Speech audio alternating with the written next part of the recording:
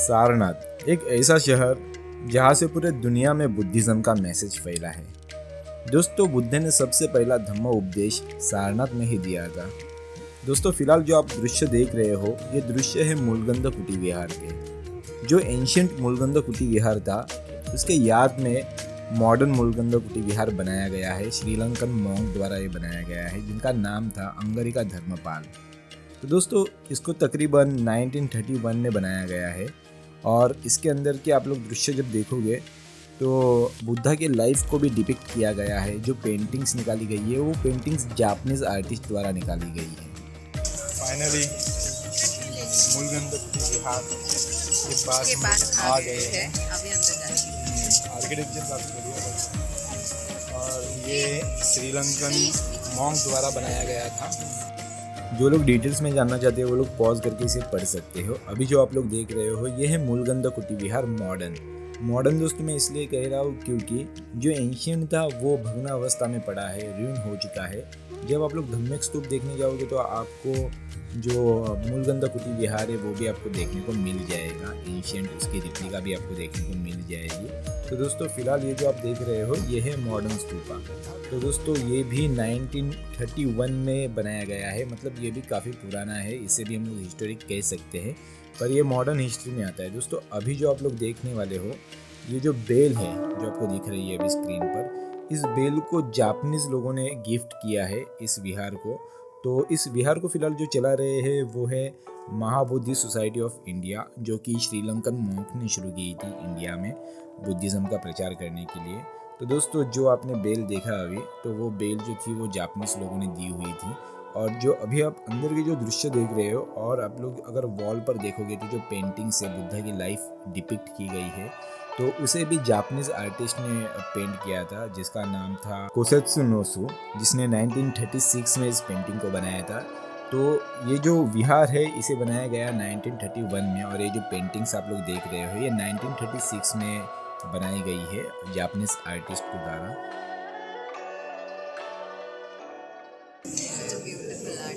यहाँ पे बुद्धा की लाइफ पेंटिंग के द्वारा दिखाई गई है पूरे वॉल पे चारों तरफ। बहुत मस्त लग रहा है देखने के लिए। कुछ लाइफ स्टोरी से रिलेटेड और कुछ जातक कथा से प्रेरित मुझे लग रही है, जो कि ट्रेडिशनली चलता आ रहा है। तो बहुत से लोग ट्रेडिशनल को फॉलो करते हैं, बट समटाइम उसको भी एनालिसिस करने की ज़रूरत है।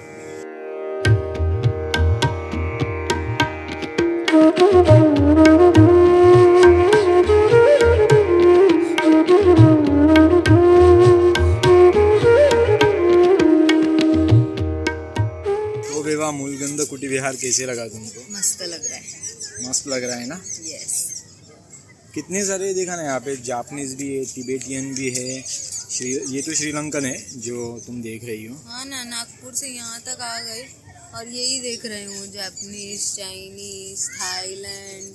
यू नो विभा, ये जो फॉरेनर लोग हैं, जैसे कि श्रीलंकन बोलो या फिर तिबेटियन बोलो, जापानीज बोलो या फिर थाईलैंड के लोग बोलो, ये लोग इंडिया में इतना इंटरेस्ट क्यों ले रहे कि बुद्धिस्ट जो स्तूपास है या फिर टेम्पल्स है यहाँ पर क्यों बना रहे?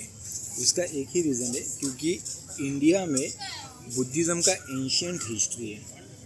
जस्ट बिकॉज ऑफ दैट वो लोग इंडिया में ये सारी चीज़ें बना रहे हैं। बिकॉज अभी तुम देखो, ये जो सारनाथ है, सारनाथ में ये श्रीलंकन मॉन्क ने बनाया हुआ टेम्पल है। अब तुम देखोगे क्यों बनाया, जस्ट बिकॉज यहाँ पे जो धम्मिक स्तूप है वो 2000 साल पुराना है, जिसे सम्राट अशोक ने बनाया था। तो दुनिया भर में जो इंडिया का जो इमेज है वो इस तरह से है कि लैंड ऑफ बुद्धा, ये बुद्ध की धरती है भारत।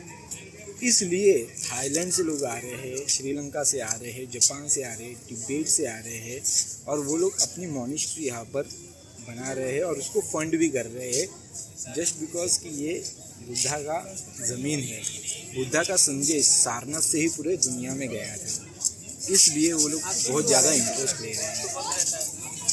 तो पर मेरा क्वेश्चन ये है तुमसे पूछ रही हूँ कि जैसे ये श्रीलंकन ने बनाया है, ऐसी बुद्धा रिलेटेड इंडिया से कुछ बना है?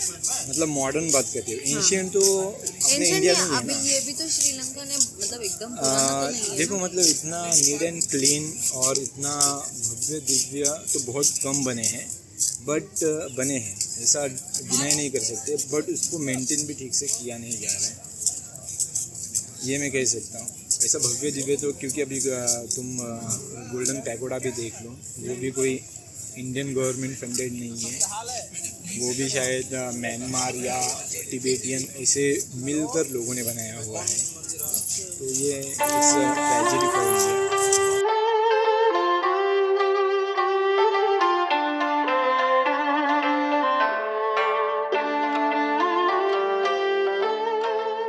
तो दोस्तों ये मूलगंधा कुटी विहार के बाहर का नज़ारा है, बाहर मार्केट लगा हुआ है और वही बुद्धिस्ट प्रतिमाएं और कुछ खाने पीने की चीज़ें हैं। गर्ल्स के लिए बहुत सारी शॉपिंग, ये बोलो ना। ये है दोस्तों कंबोडियन बुद्धिस्ट मोनेस्ट्री।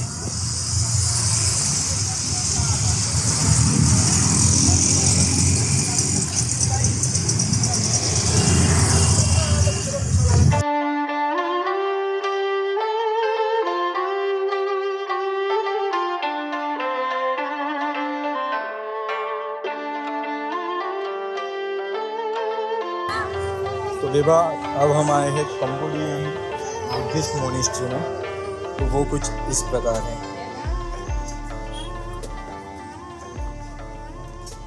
ड्रैगन। जैसे कि दोस्तों शुरू में ही हमने आपको बताया था कि बुद्ध का धम्म उपदेश सारनाथ भूमि से ही पूरे दुनिया में फैला है, इसलिए पूरे दुनिया के लोग सारनाथ में अपना टेम्पल बना रहे हैं, बुद्धिस्ट टेम्पल बना रहे हैं। दोस्तों फिलहाल जो दृश्य आप लोग देख रहे हो ये कंबोडियन बुद्धिस्ट मोनेस्ट्री है। इसके बाद हम आपको टिबेटियन बुद्धिस्ट मोनेस्ट्री भी दिखाएंगे, चाइनीज़ बुद्धिस्ट मोनेस्ट्री भी दिखाएंगे। तो दोस्तों अलग अलग देश के लोगों ने सारनाथ में बुद्ध का टेम्पल बना के रखा है, तो बुद्धिज़्म के लिए सारनाथ एक काफ़ी महत्वपूर्ण प्लेस है, इसलिए दोस्तों पूरे दुनिया भर के बुद्धिस्ट यहाँ पर इंटरेस्ट ले रहे हैं। जैसे कि बोध गया हुआ बिहार का, वहाँ पर भी आपको कई बुद्धिस्ट मोनेस्ट्री देखने मिलेगी, अलग अलग देशों की बुद्धिस्ट मोनेस्ट्री देखने मिलेगी। वेल दोस्तों कंबोडियन बुद्धिस्ट मोनेस्ट्री को एक्सप्लोर करने के बाद अभी हम लोग एक्सप्लोर करने जा रहे हैं टिबेटियन बुद्धिस्ट मोनेस्ट्री।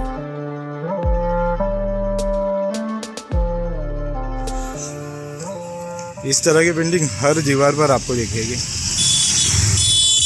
तो दोस्तों फिलहाल जिस गेट को आप लोग देख रहे हो ये गेट है टिबेटियन बुद्धिस्ट मोनेस्ट्री का। तो अभी हम टिबेटियन बुद्धिस्ट मोनेस्ट्री एक्सप्लोर करने वाले हैं। दोस्तों बुद्धिज़्म को साइंटिफिक रिलीजन माना जाता है, रैशनल थॉट को प्रमोट करने वाला, लॉजिकल थिंकिंग को सपोर्ट करने वाला रिलीजन माना जाता है। अगर आप लोग इंडिया का जो पीके मूवी आया था इंडिया में और ओ माई गॉड मूवी आया था, उस मूवी को भी आप लोग देखोगे तो सुपरस्टिशन फैलाने वाले सारे धर्मों पर कटाक्ष किया गया था, सारे धर्मों को क्रिटिसाइज़ किया गया था, जिसमें मुख्यतः हिंदू धर्म था, क्रिश्चियनिटी थी, इस्लाम था, जैनिज़्म था, और दोस्तों बुद्धिज़्म को छोड़ दिया गया था। क्यों छोड़ दिया गया था? क्योंकि बुद्धिज़्म में अनसाइंटिफिक बातों को बिल्कुल भी उनको सपोर्ट नहीं किया जाता, और जो इरेशनल बातें हैं, इलॉजिकल थिंग है, तो उसको भी प्रमोट नहीं किया जाता बुद्धिज़्म में। तो बुद्धिज़्म में प्योरली साइंटिफिक रिलीजन है। इसलिए दोस्तों जब पीके मूवी बनी, ओ माई गॉड मूवी बनी, उसमें बुद्धिज़्म पर कुछ भी बातें नहीं हुई दोस्तों। तो दोस्तों आपको मज़े की बात ये इस वीडियो में मैं दिखाने वाला हूँ कि बुद्धिज़्म में भी कुछ सेक्ट ऐसे हैं जहाँ पर सुपरस्टिशन को फैलाया जाता है, अनसाइंटिफिक बातों को प्रमोट किया जाता है, इरेशनल थॉट को प्रमोट किया जाता है। तो वो सारी बातें इस वीडियो में आप लोग देखने वाले हो। अभी आप लोग जो देख रहे हो ये तो टिबेटियन बुद्धिस्ट मोनेस्ट्री है। जब मैं आपको चाइनीज़ बुद्धिस्ट मोनेस्ट्री दिखाऊंगा तो उसमें आप लोग देख पाओगे कि किस प्रकार अनसाइंटिफिक बातों को प्रमोट किया जा रहा है, किस प्रकार इरेशनल थॉट को प्रमोट किया जा रहा है। तो दोस्तों कुछ सेक्ट्स ऐसे हैं जो शायद बुद्धिज़्म को बदनाम करने के लिए जानबूझकर या फिर कहे कि उनकी ट्रेडिशन है, कस्टम्स है, उसको वो लोग फॉलो कर रहे हैं, पर अनसाइंटिफिक बातें, सुपरस्टिशनल बातों को वो लोग प्रमोट कर रहे हैं। तो मेरे ख्याल से उनकी वो प्रथा भी हो तो उसको नहीं फॉलो करना चाहिए कि जिससे सुपरस्टिशन फैल रही है। दोस्तों डॉक्टर बाबा साहेब अम्बेडकर जी ने द बुद्ध एंड हिज धम्मा एक किताब लिखी है, जिस किताब की डिमांड जापान में आजकल बहुत ज़्यादा है। जापान के लोग द बुद्ध एंड हिज धम्मा किताब को पढ़कर प्रफुल्लित हो उठे हैं, बुद्धा को असल में वो लोग जानने लगे हैं। और डॉक्टर बाबा साहेब अम्बेडकर जी की जो बुद्धा एंड हिज धम्मा एक किताब है, ये पूरे दुनिया में उसकी डिमांड बढ़ रही है। तो दोस्तों ये सारी बातें हैं कि बुद्धिज़्म कितना साइंटिफिक है, ये कई लोगों ने कहा है, पर डॉक्टर बाबा साहेब अम्बेडकर जी की किताब की वजह से और भी इसका प्रचार प्रसार पूरे जोश से हो रहा है पूरे दुनिया में। तो फिलहाल जो आप लोग देख रहे हो ये मोनेस्ट्री है, चाइनीज़ बुद्धिस्ट मोनेस्ट्री। तो दोस्तों यहाँ पर क्या हो रहा है आप लोग खुद ही देख लीजिए। बुद्ध के सामने थम्स अप कोका-कोला रखे गए हैं। एक अंदर हमने अजीब सी चीज़ देखी, ये अंदर बुद्धा के सामने थम्स अप, पेप्सी, कोका-कोला ये सारी चीज़ें रखी गई है। ये सारी चीज़ें देखकर अम्बेडकरवादी बुद्धिस्ट ऐसे भड़क जाएगी कि पूरा गाली गलौज पे आ जाएगा। इनफैक्ट मुझे दुख हुआ, गाली गलौज पर नहीं आऊँगा और भड़कूंगा भी नहीं, बट बुद्धिज़्म भी कई सेक्ट में बटा हुआ है, इसका ये प्रमाण है। तो आप लोगों को ये समझना होगा, दुनिया भर में बुद्धिज़्म एक जैसा नहीं है, बुद्धिज़्म भी बहुत अलग अलग तरीके से लोग मानते हैं। देखो तुमने मॉम को पूछा, उन्होंने क्या जवाब दिया? हाँ, उन्होंने बोला कि वो सिस्टर ने डोनेट किया था, तो तब से वो एक प्रथा बन चुकी है, फिर लोग वो हमेशा डोनेट करते हैं। ओके, कल्चर बन गया। ओके, तो इस तरह से प्रथा परंपरा बनती है, जो कि गलत है और गलत प्रथाओं को छोड़ देना चाहिए। तो अम्बेडकर बुद्धिस्ट इन सारी बातों को नहीं मानते, उन्होंने इन सारी प्रथाओं का विरोध किया है जो सुपरस्टिशन फैलाती है या जो इलॉजिकल है, इरेशनल है। तो ऐसी प्रथाओं को अम्बेडकर लोग नहीं मानते एंड ये काफ़ी बढ़िया बात है। क्या भाई बात, उनको क्या लगता है? सही है, क्योंकि इस तरह की प्रथाएं देखो, जैसे लाल बाग का राजा हमारे यहाँ पे किसी ने मन्नत मांगी, पूरी हो गई, लोगों को लगने लगा कि मन्नत मांगने पर पूरा होता है, सब लोग अपनी मन्नत मांगते हैं। अब कितने लोगों की पूरी होती है वो तो लोगों को ही पता है। जैसे कि अभी यहाँ का बुद्धा भी लोगों की मन्नतें पूरी करता है, बट ऐसा कुछ होता नहीं है इन लॉजिकल सेंस और इन रैशनल थिंकिंग में, तो होता नहीं है ऐसे। तो बेटर है कि इस तरह की प्रथा परंपराओं को छोड़ देना चाहिए जो सुपरस्टिशन फैलाती है। सही है, तो कुछ कहना चाहोगी? लगता है तुम्हें ऐसा होता है? नहीं, अगर होता तो मैं कोई पागल नहीं हूँ यार, मैं तो इधर थम्स अप कोका-कोला का टैंकर लगा देता क्योंकि यार अगर मन्नत पूरी होगी है तो यार फिर खर्चा करने में क्या बुराई है। मतलब करता, मैं डेफिनेटली करता, बट मैं जानता हूँ ऐसा कुछ होता नहीं है, तो इसलिए मैं बच गया इन प्रथा परंपराओं से, just because of doctor Baba Saheb Ambedkar, क्योंकि उन्होंने हमको साइंटिफिक विद्या से रूबरू करवाया। Thank you Baba Saheb.